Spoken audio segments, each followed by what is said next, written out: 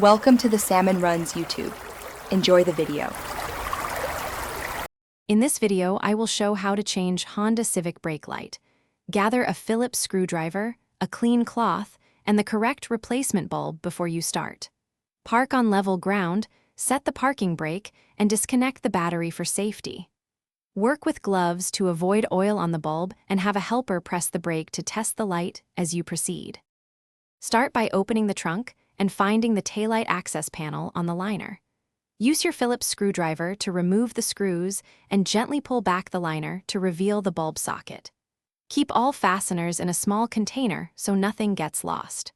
Wear gloves to protect the new bulb from oils and set the removed parts in an organized way for an easy reinstallation.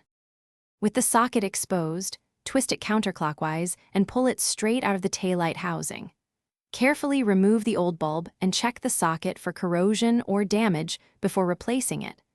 Put the new bulb in without touching the glass and push the socket back into the housing, twisting clockwise to lock. Test the brake light with a helper pressing the pedal, then reassemble the trunk liner securely. Thanks for watching.